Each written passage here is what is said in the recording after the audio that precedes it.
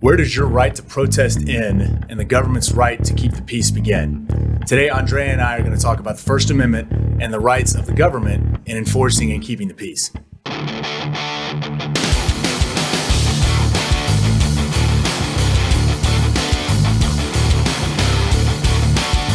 Welcome back to #Lawyered. We're here, Andrea and I in the studio, going to be talking about some First Amendment issues today. So exciting, Austin. I love a good con law moment.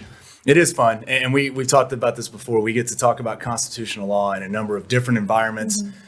In my experience, mostly in criminal law, but it is Fourth and fifth. Right, exactly.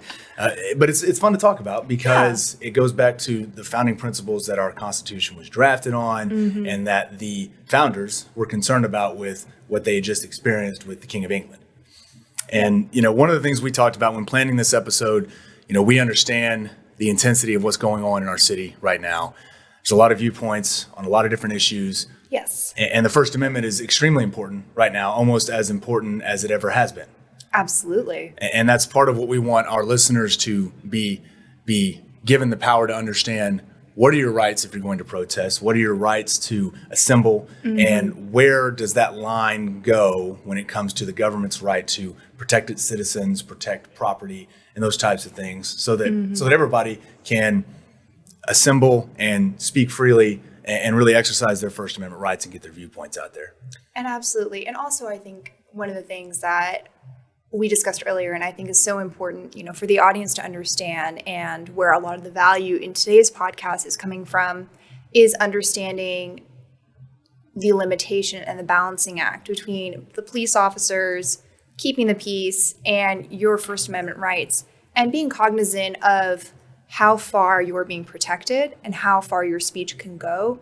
Because when you know what the limits of your First Amendment rights are, you can make better decisions when you're deciding to protest, the methodology of your protesting, of your assemblies, of your rallies. So that way, instead of being, possibly incarcerated for extending past what the First Amendment protects, you're still out there, you're still able to be protesting and to be making a difference and making your voice heard instead of being sitting in a jail cell.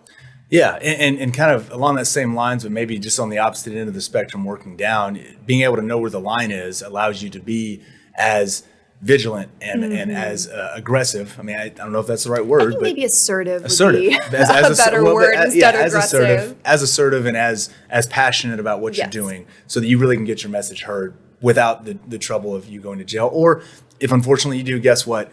Somebody will be there to help you out because lawyers are there to protect our First Amendment rights. So, today, obviously, the First Amendment, it's got a lot of different aspects of it.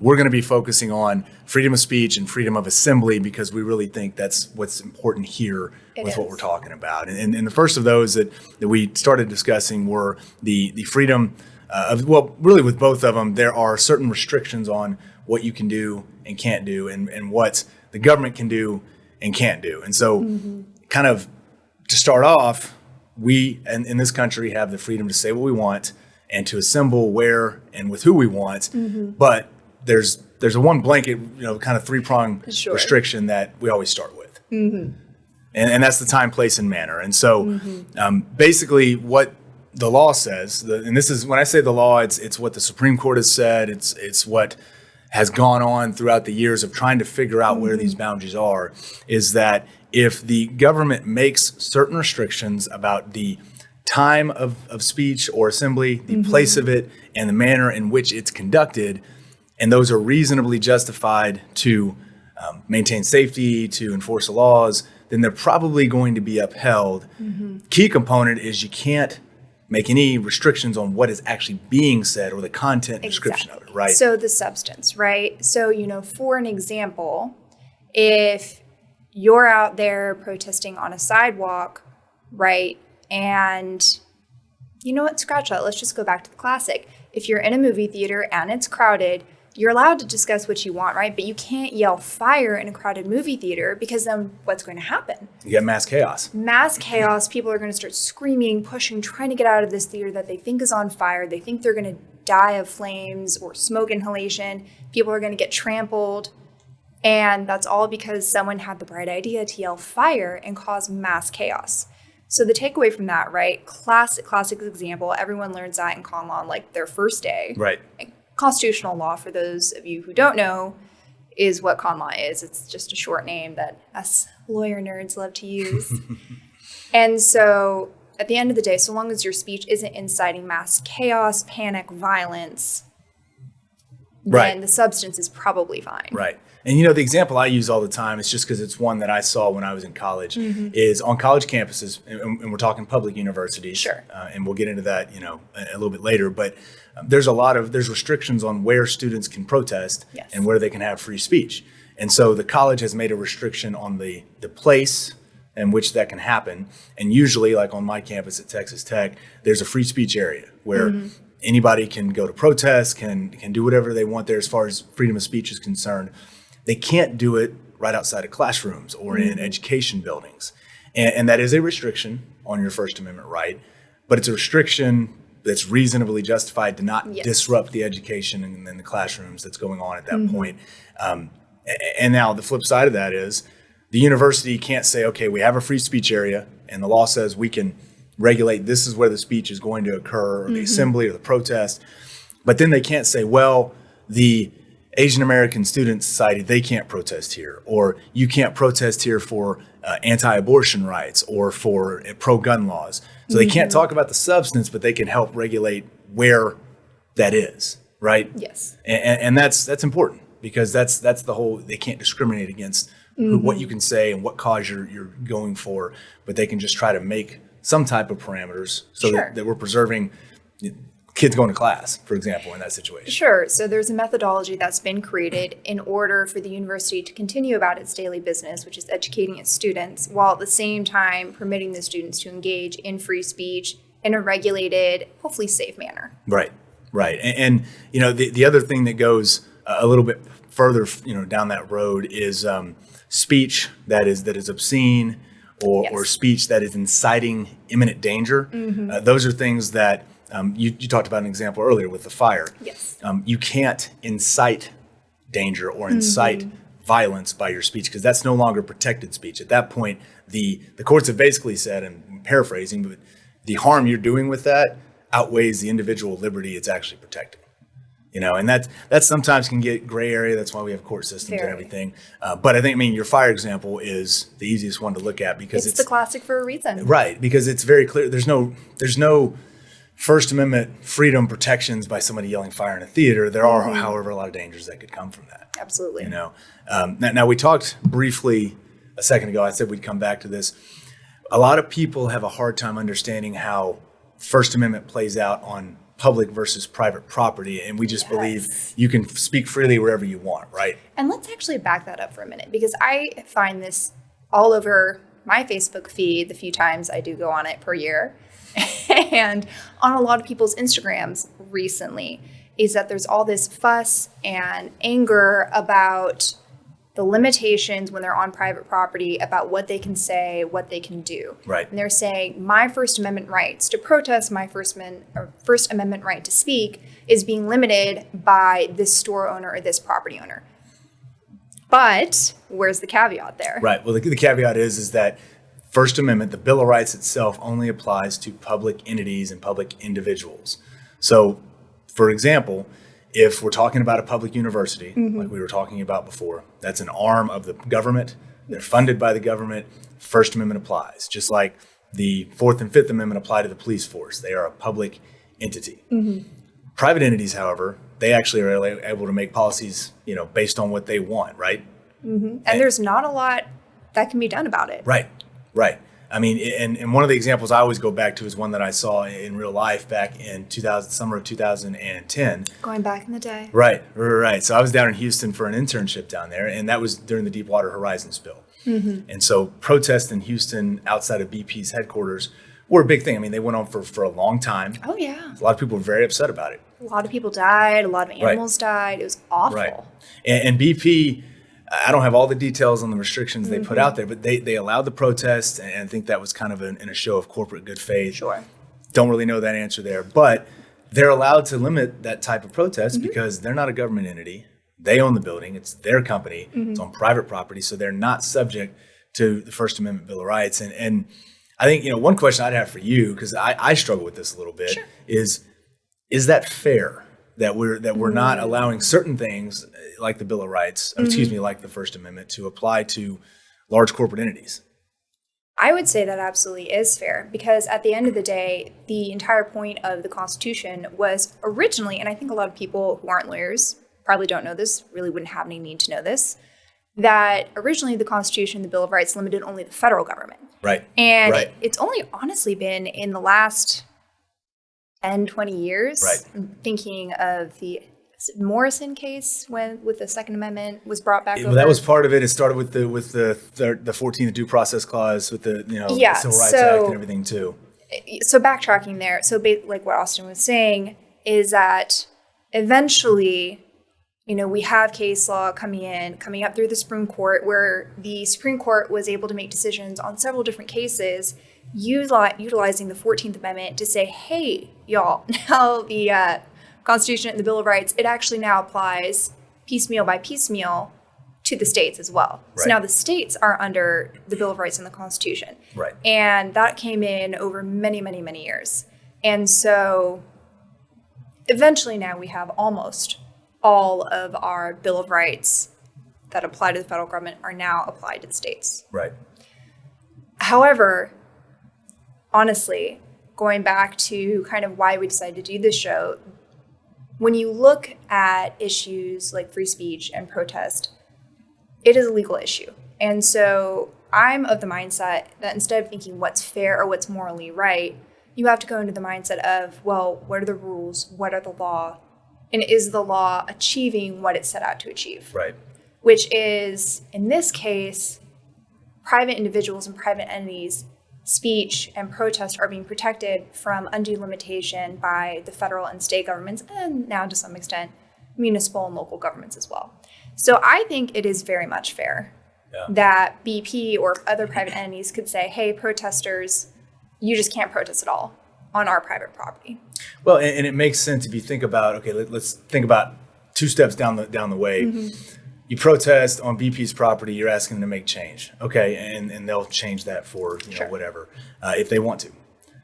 If you're trying to affect change in our laws and how the way our laws are enforced, I mean, we're talking about specifically what Dallas is dealing with right now, and well, what the country's dealing with, but specifically to Dallas, yes. wanting laws to change and how the police investigate and how police do this. Well, that's a government entity. And so it makes sense that, okay, you're protesting for change, which happens at the governmental level. So these restrictions should apply there, because that's where we want the grievances to be heard. Sure. I mean, to go back to the colonist analogy, where the king would not hear their grievances, would not do what and would not listen to what they had to say, and they had no power. And that's kind of what the First Amendment is, trying to remedy. And I think that this also, in a little bit of a lighter example, comes up a lot when you think about clothing and the types of clothing that people wear that maybe have messages on them. Yes. In, say, a restaurant or a bar or some other public place, but private building, so to speak. Like a restaurant. Like a restaurant, yeah. And people, maybe the restaurant manager says, look, that shirt, it's offensive. We'd like to, we'd like to ask you to leave. And offensively to most people, actually, they're actually allowed to do that, right? And that's an interesting thing to think about, because it's a restriction, but it's a restriction that they're not bound by the First Amendment for. Which is right, because the Constitution, right, says that you have, as an American citizen, the right to life, liberty, and the pursuit of happiness. So originally, and I can't remember where I read this, but I'm pretty sure the phrase "pursuit of happiness" was originally supposed to read "pursuit of property." Oh, really? I like happiness better, but yeah, but we'll fact check that for you, but I'm pretty sure that is correct. And so it was eventually changed to pursuit of happiness, right? And so for me, I find that quite interesting, and I think that actually is very illuminating in how someone who's operating a business like a restaurant can say, hey, my happiness is also my business doing well. And if you're wearing a shirt that has obscenity after obscenity on it with naked people, and it's a family establishment, a mom and pop diner, well, most of that guy's customers are not going to, look too kindly with Joe Blow over here wearing basically pornographic material on his t-shirt. Yeah.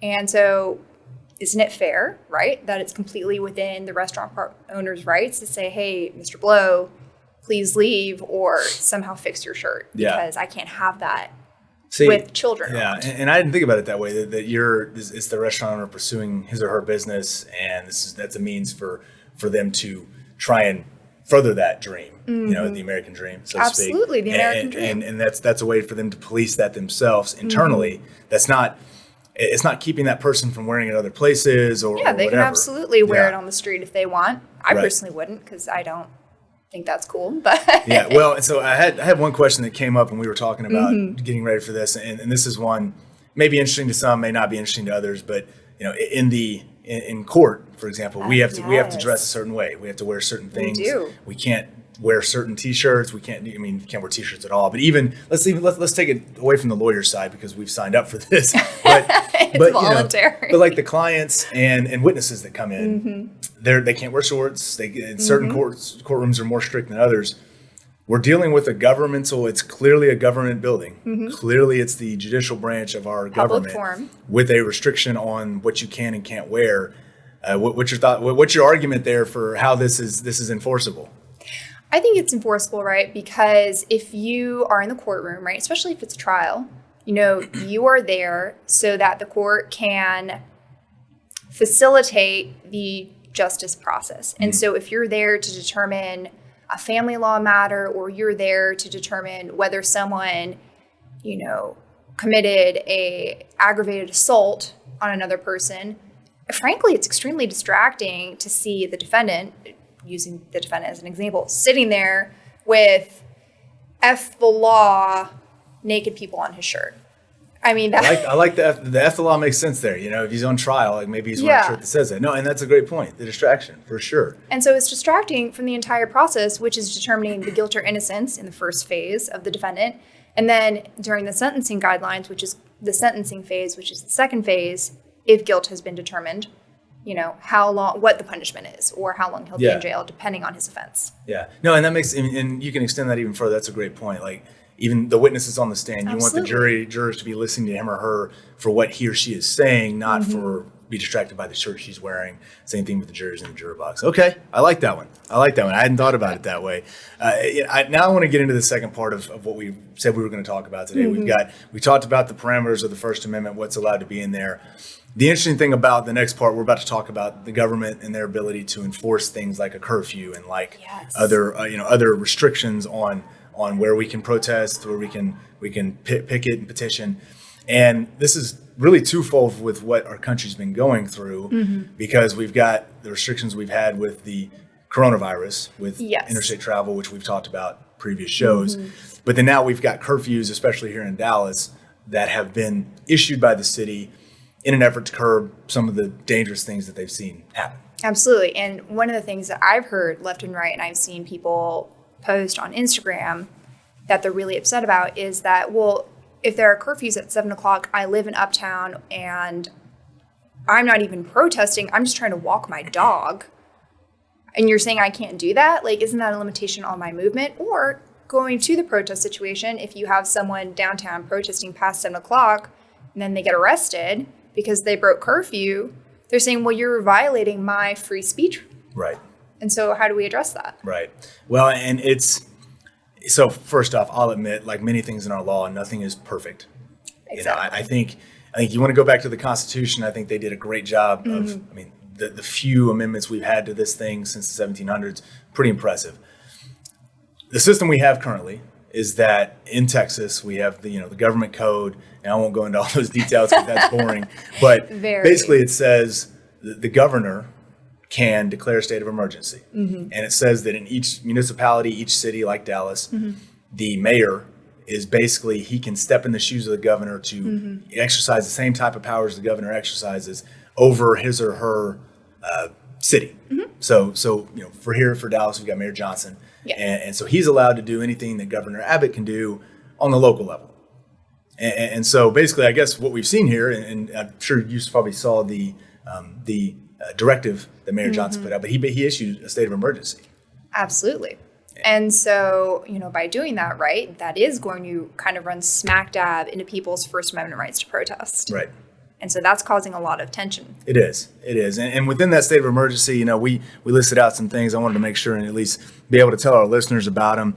The governor at the state level or the mayor at the city level can control public transportation, can designate certain zones that need to be unoccupied or evacuated. They can control the movement of people. He can control places of amusement or assembly.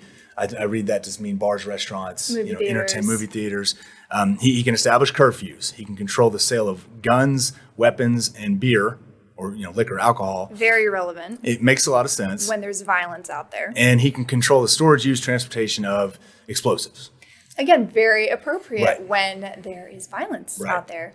and so it makes sense that to me, it makes sense that the mayor has this power to see something going on that has the potential to get out of control, to turn into something that destroys part of the city, things like that, and use it. And it looks like, it doesn't say it in the law; it's the statute itself. But you would presume, I guess, if people thought the mayor overstepped his bounds, what's the remedy for that? If people think that's going on, that he's abusing this power, you file suit. File a lawsuit. You file a lawsuit, say that your First Amendment rights are being violated. But the kicker in that, though, is that you need to show the court that you've been personally affected by it. So if you can't just be Nancy Do-Gooder sitting at home saying, oh, let me clutch my pearl necklace and say, oh, those protesters, oh my goodness, their rights are being violated. Meanwhile, Nancy Do-Gooder is staying at home with her crocheted Afghan and 5 cats. Right. And hasn't stepped foot outside of her house in 2 months. Okay, she does not have standing. And Austin, do you want to explain what standing is really quick for those who don't know? So you have to suffer an actual injury to file a lawsuit. You can't hypothetically make up something or be a bystander and be able to say, well, this person was hurt, so I'm going to file the suit. Can't do that. The better example is the one that you talked about earlier, a protester who goes out and is protesting. And let's just for the simplicity of the situated example, let's say that they weren't violating any other laws. They're peaceably protesting and having their voice heard, but they're after curfew, they're arrested. Now, why does that person have the ability to bring the lawsuit? Because at that point, that person's First Amendment right, the ability to protest, the ability to peacefully assemble, has now been impacted. They're not able to exercise that right because they themselves have been arrested. They've been detained. Their liberty has been violated. Their First Amendment right has been taken away. And so now they've suffered what we would call an injury because something has been taken away from them that they are entitled to as an American citizen. And so now they have standing to say, hey, I've been injured. Court, I want to address this. I want you to address this. Yeah. Hold them accountable. And when I say them, I mean the arresting police officers. Yeah, the officers or maybe the mayor's directive in this part. Sure, the mayor's directive. And I haven't seen where this specific power that the governor or the mayor has ever been put before a court. I haven't seen anything that's shown that. It may be out there, but that's interesting because of the times we're in. We could see some of this come up later on down the road, even though eventually we hope these times are going to pass and some of these restrictions are going to go away. People could still bring them up and say, look, I was hurt. There's a likelihood that this could happen again, that you could again restrict my First Amendment rights the next time I want to protest. And we keep saying protest. This isn't just protest. It can be anything that's covered by the First Amendment. Yeah, absolutely. And the First Amendment covers a lot of ground, right? It's your ability to assemble, to picket, to march, to speak on a megaphone. Yep. And while there are limitations on sound amplification devices like speakers, right? So that being aside, but basically anything that allows you to express your message, your point of view, and especially if it's relevant to a political or newsworthy issue. Right. Well, and that's one of the things, and again, we're not going to delve into viewpoints on either side, but one of the things that I will say I agree with is that many people who have spoken out and said people need to get their voices out there and you need to go vote. And need to be educated. And that's the First Amendment in these situations is so important with that. And that's why I wouldn't mind if we saw some lawsuits filed and some litigation come out of this to try and test the boundaries. And let's make sure that, because again, sometimes on this show I like to go like complete doomsday on this, but we all though? Right. But think about, that's why the First Amendment was put in, right? Colonists were restricted. If they spoke out against the king, you're going to jail or worse. And so the fear was, and kind of the conflicting parties that were trying to figure out, okay, how much liberty do we give versus how much control do we still give the government to police our laws? The result was, okay, people need to be able to talk trash about the governor, about the mayor, about the president, because they need to be able to talk about this so that we can have an educated electorate that know what's going on out there and can actually express their views and vote accordingly to get their viewpoints heard and put into the governing body. Which is a primary way of holding your government accountable, right? I mean, we live in a republic. It's not a democracy. I think a lot of people accidentally mess that up. That's interesting. We should talk about that another time. I mean, that topic, I mean. We should. You know, if you look at Plato in Book 8, right, you know, democracy is like the worst form of government. Now you're speaking over my head, but we'll get to that. But anyway, so, you know, this is a republic, right? And the only way that a republic can function and can work is if you have an educated public. Protests are a great way for the public to be educated, like you were saying. And then education only goes so far. Wow, y'all, my phone is just so into this conversation. It's speaking to me. That's not embarrassing at all. That's all right. Siri, goodbye. And so in order for that education to go further, right, people need to hold their government accountable. And how do you do that? Go to the polls and vote. Yep. Sign petitions. Yep. Vote them out, vote them in. You know, and that's what you know. I've heard a lot of people speak up and talk about that, and that's part of the fundamental reason we've got this First Amendment. And so, yeah, I really would like to see some I would like to see a court's interpretation of these restrictions that the governor and the mayor have. Not because I'm saying anything bad about the governor or the mayor, but it would be nice to see, okay, let's test this. Now that we've been in this situation, let's test this so that the next time we get here, maybe we've got a better understanding of what is over the line, what's behind the line, and what all can we do to make that happen. Guidelines are always great because that way you know how far you can go with spreading your message, protesting, picketing, sharing your thoughts and opinions, and how close to the line you're getting about going to jail. Right. Because, I mean, let's face it, no one really wants to go to jail. Isn't it better for you to spread your message if you're out there spreading your message instead of having that opportunity taken away because you're in jail? Right. So right. Well, and we want people to be out there spreading that message. Absolutely. We as the people should not want them to be incarcerated for going out there and exercising what we want our republic to stand for. But we also want people to be safe, right? Absolutely. You know, we don't want them to be injured. We don't want them to be hurt. We don't want there to be a situation where maybe a father brings his little girl out to protest with him because, I mean, this is a historical time that we're in. Right. And then something goes wrong, there's mass chaos, and the little girl gets trampled and has to go to the hospital. Right. I mean, we don't want that. Right. Right. So there's a balance there, right? And there's a balance between free speech, but also keeping everyone, especially small children, safe. Yeah. Yeah, absolutely. Well, and just, you know, kind of wrapping up for everybody, what we really want to make sure that you guys have some clear takeaways here is that we do know that the mayor is within his power under the government code to do what he's doing, to exercise the power to issue the order he's issued. The police are within their power to enforce that order as issued by the mayor. And then if protesters want to protest in ways that violate these orders, they are likely to be arrested. Yeah, do be aware and be calm when that is happening. Which I think goes into something that we wanted to do is that if you're going to be out there protesting, we wanted to give you a few safety tips and tricks. Yeah. And actual solid concrete takeaways that you can have or take away from today's episode. And the first of which is, you know, what happens, right, if you're stopped or detained by a police officer. So, you know, Austin, what should be your demeanor if you're detained by a police officer? You should definitely be calm. Be calm. Because they're the ones in power at that point. Doesn't matter how this plays out in court.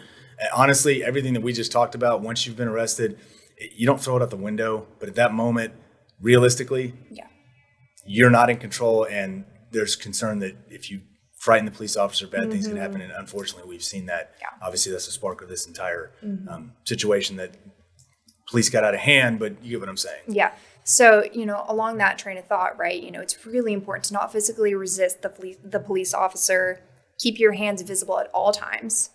Like always. Yeah.